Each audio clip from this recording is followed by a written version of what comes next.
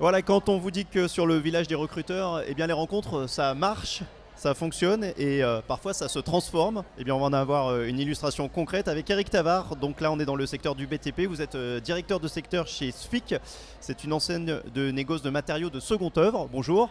Bonjour. Vous recherchez alors des commerciaux d'une part et des magasiniers vendeurs d'autre part.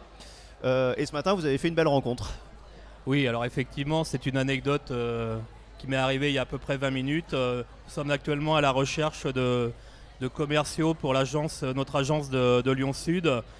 Et la première rencontre que j'ai faite concernait une personne qui connaissait non seulement l'entreprise, mais également un de mes collaborateurs pour qui nous recherchons on va dire un binôme pour pouvoir s'occuper du portefeuille client. Donc on va dire que le hasard fait bien les choses. Oui, alors on parle de hasard. Le hasard, ça se provoque aussi, puisque cette personne est venue ici sur le village des recruteurs. Cette personne, c'est un petit peu le candidat idéal pour vous. C'est-à-dire que ce que vous recherchez, c'est de l'expérience commerciale et de la connaissance du secteur, quoi. Oui, absolument. Nous fonctionnons uniquement avec du B2B. Donc notre approche par rapport à la recherche d'un commercial, c'est effectivement qu'il ait de l'expérience, non pas forcément dans notre métier, mais au moins dans le métier de commercial, et qu'il puisse idéalement connaître nos produits, ou tout au moins avoir travaillé dans le BTP et avoir un minimum de connaissances de nos produits. Ce que vous recherchez en priorité, on l'a compris, c'est quand même la fibre commerciale. Et là, ici, une opération comme le village des recruteurs, c'est une manière pour sonder assez rapidement un candidat. Vous avez tout à fait raison. C'est vrai qu'il est facile d'apprendre à connaître des matériaux, mais commercial, je pense qu'on a la fibre ou on ne l'a pas. Ça ne s'improvise pas en tout cas. Donc ça veut dire que particulièrement dans vos métiers à vous, l'envoi de CV par mail ou par courrier, ça marche moins que finalement une rencontre face à face. Je peux pas dire que ça marche moins, mais il est vrai que l'entretien est primordial.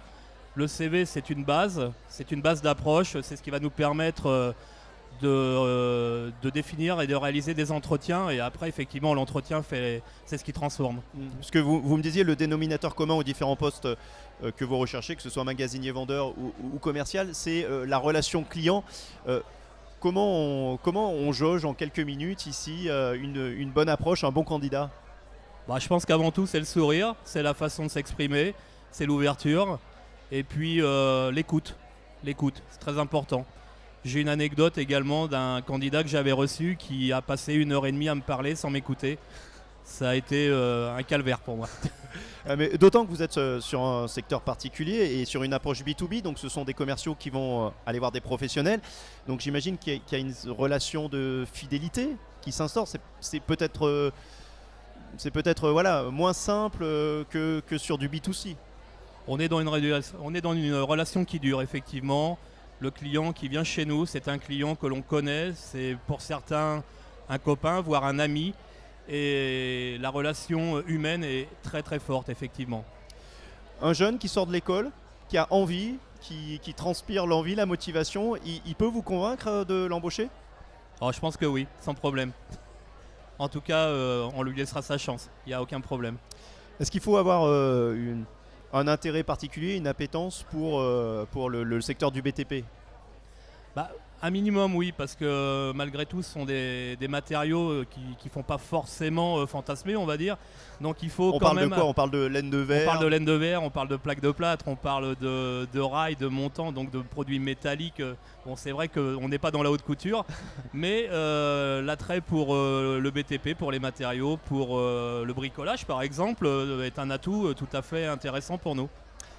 Dernière question, est-ce que ce candidat qui peut vous taper dans l'œil, ça peut être une candidate? Absolument, bien sûr, aucun problème, au contraire. La mixité dans le groupe, c'est quelque chose d'extrêmement important aujourd'hui.